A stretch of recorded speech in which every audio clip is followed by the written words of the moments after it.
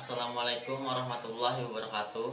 Perkenalkan, kami dari kelompok 6 yang beranggotakan saya sendiri, Ahmad Maranata, dan teman saya Indah Permata. Di sini kami akan mempresentasikan makalah kami yang berjudul Masa Disintegrasi Islam. Yang materi pertama akan disampaikan oleh teman saya Indah Permata, kemudian dilanjutkan oleh saya. Kepada Indah Permata dipersilakan. Baiklah, materi yang pertama yaitu pengertian disintegrasi Islam. Disintegrasi adalah situasi yang tidak adanya persatuan dan kesatuan yang berlaku di dalam kehidupan bermasyarakat, atau disintegrasi merupakan suatu keadaan yang terpecah belah dari kesatuan yang utuh menjadi terpisah-pisah. Keadaan ini akan mengancam adanya perpecahan yang berakibat pada rusaknya tatanan sosial yang sedang dijalankan. Kemudian, penyebab terjadinya disintegrasi Islam ini ialah dalam bidang politik sebenarnya sudah mulai terjadi di akhir zaman Bani Umayyah. Akan tetapi, berbicara tentang politik Islam dalam lintasan sejarah akan terlihat perbedaan antara pemerintah Bani Umayyah dengan pemerintah Bani Abbasiyah. Wilayah kekuasaan Bani Umayyah mulai dari awal berdirinya sampai masa keruntuhannya sejajar dengan batas-batas wilayah kekuasaan Islam. Hal ini tidak seluruhnya benar untuk diterapkan pada pemerintah Bani Abbasiyah. Kekuasaan dinasti ini tidak pernah diakui di Spanyol dan seluruh Afrika Utara, kecuali Mesir yang bersifat sebentar-sebentar dan kebanyakan bersifat nominal. Bahkan dalam kenyataannya, banyak daerah tidak dikuasai khalifah. Kemudian, masa disintegrasi ini terjadi setelah pemerintah periode pertama Bani Abbasiyah yang mencapai masa keemasannya. Pada masa berikutnya, pemerintah dinasti ini mulai menurun, terutama di bidang politik, di mana salah satu sebabnya adalah kecenderungan penguasa untuk hidup mewah dan kelemahan khalifah dalam pemimpin roda pemerintah. Kemudian, munculnya dinasti-dinasti di dunia Islam ini, salah satunya yaitu dinasti Idrisiyah, di mana dinasti Idrisiyah ini didirikan oleh salah seorang penganut Syiah, yaitu Idris bin Abdullah.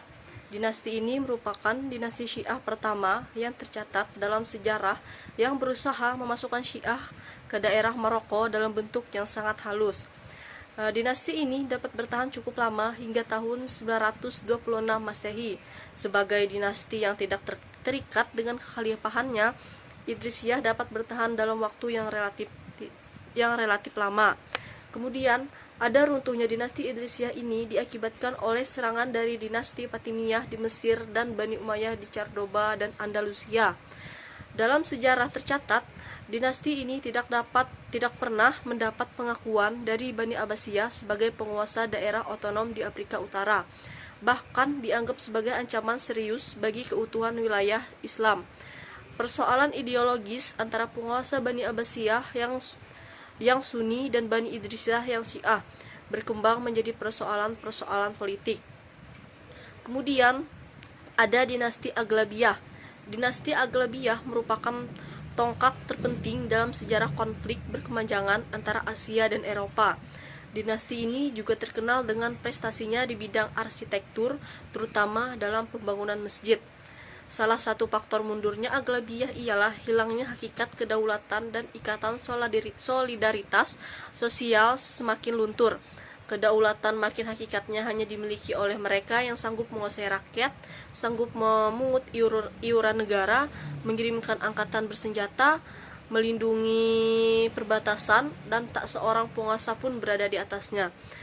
Dengan semakin berkurangnya pengaruh Aghlabiyah terhadap masyarakat dikarenakan adanya kesengajaan sosial, berakhirlah riwayat dinasti Aghlabiyah. Materi selanjutnya akan dilanjutkan oleh saudara Ahmad Maranata. Kepada Ahmad Maranata dipersilahkan. Baik, saya akan melanjutkan presentasi dari teman saya Indah Permata, yaitu dinasti Samaniyah dari tahun 819 sampai 1005 Masehi. Berdirinya dinasti Samaniyah ini didorong pula oleh kecenderungan masyarakat Iran pada waktu itu yang ingin memerdekakan diri dari Baghdad. Dinasti Samaniyah telah berhasil menciptakan kota seluruh dunia. Karena selain Ibnu Sina, muncul juga para pujangga dan ilmuwan yang terkenal seperti Al-Firdaus, Umar Khayyam Al-Biruni, dan Zakaria Ar-Razi. Selain kota Bukhara, Samania juga berhasil membangun Samarkand hingga mampu menandingi kota-kota lainnya di dunia Islam pada waktu itu. Seiring dengan perjalanan waktu, tumbuh bibit-bibit perpecahan di tubuh Samania. Ini memicu pemberontakan para pemimpin dan panglima militer. Bahkan para tokoh militer ada yang bekerjasama dengan pihak musuh. Inilah salah satu yang menyebabkan keruntuhan dinasti Samania. Faktor lain yang mungkin mempengaruhi adalah sebagian pimpinannya masih berusia muda. Kemudian dinasti Fatimiyah dari tahun 909 sampai 1171 Masehi. Puncak keemasan dinasti Fatimiyah terjadi pada masa kepemimpinan Khalifah Al-Aziz kala itu. Kebudayaan Islam berkembang dengan pesat. Buktinya bisa dilihat dari berdirinya Masjid Al-Azkar yang berfungsi sebagai pusat pengkajian Islam dan ilmu pengetahuan. Kemajuan bidang keilmuan dinasti Fatimiyah juga bisa dibuktikan lewat keberadaan Darul Hikam atau Darul Ilmu yang dibangun oleh Al-Hakim. Bangunan ini dibangun secara khusus untuk propaganda doktrin Syiah. Ketika masa pemerintahan Al-Aziz berakhir, dinasti Fatimiyah langsung mengalami kemunduran pesat. Kala itu, Al-Aziz yang meninggal dunia digantikan oleh putranya, Abu Ali Mansur Al-Hakim, yang masih berusia 11 tahun. Al-Hakim melakukan hal yang kejam. Ia membunuh wazir, menghancurkan gereja, merusak kuburan suci umat Kristen, dan menerapkan aturan kontroversial untuk masyarakat non-muslim. Di samping itu, runtuhnya dinasti Fatimiyah juga dipicu oleh faktor eksternal, di mana bangsa Normandia, Bani Saljuk, Bani Hilal, dan Bani Sulaim mulai menguasai wilayah Fatimiyah secara perlahan. Dinasti Buwayhi dari tahun 945 hingga 1055 Masehi. Kemajuan yang dicapai pada pemerintahan dinasti Buwayhi sangat banyak. Adud al-Daulah dari 338 Hijrah hingga 949 Masehi, putra Ahmad bin Buwayh, salah seorang penguasa dinasti Buwayh, dianggap paling berhasil mencapai banyak kemajuan. Ia berhasil menyatukan dinasti-dinasti kecil di Irak, Persia Selatan, dan Oman di bawah komando dinasti Buwayhi. Faktor yang menjadi penyebab mundurnya dinasti Buwayhi yaitu sistem pemerintahan yang semula didasarkan pada kekuatan militer, belakangan diorganisir menjadi sebuah rezim yang lebih setia terhadap pimpinan mereka atas kekayaan dan kekuasaan daripada setia terhadap negara. Konsep ikatan keluarga menjadi kekuatan dinasti Buwayhi pada masa-masa awal. Tidak bisa dibina lagi pada masa-masa selanjutnya. Konflik antar anggota keluarga menjadikan lemahnya pemerintahan di pusat. Kemudian dinasti Saljuk dari tahun 1777 hingga 1307 Masehi. Periode perkembangan sosial yang luar biasa di Anatolia terjadi pada abad ke-12 dan ke-13. Ditandai dengan lahirnya karya arsitektur dan seni dekoratif. Kedua karya itu disematkan pada tempat penginapan atau peristirahatan yang dibangun di beberapa titik jalur perdagangan Saljuk.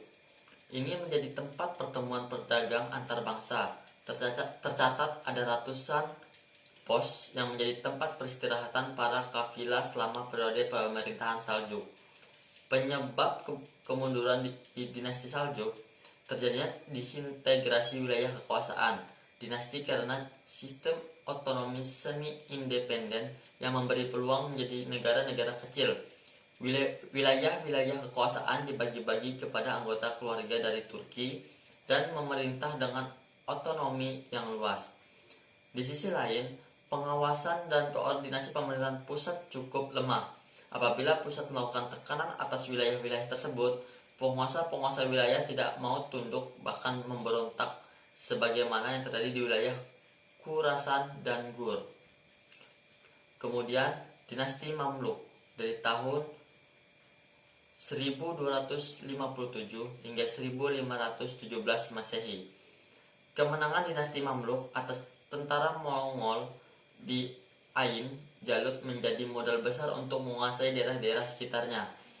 Banyak penguasa dinasti kecil menyatakan setia pada kerajaan ini untuk menjalankan roda pemerintahan dalam negeri bebas, mengangkat kelompok militer sebagai elit politik.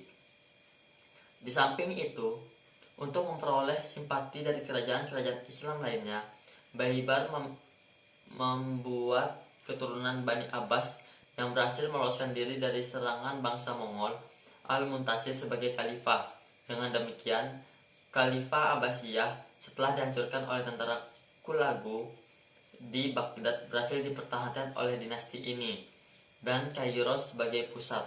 Faktor yang mempengaruhi kemunduran dinasti Mamluk ada dua, yaitu faktor internal, yaitu banyak penguasa Mamluk yang bermoral rendah, dan faktor eksternal, yaitu kekuatan politik baru yang besar muncul, yaitu tentara Mongol dan serangan dari kerajaan Nurkusman. Demikianlah presentasi dari kelompok kami. Saya ucapkan terima kasih. Assalamualaikum warahmatullahi wabarakatuh.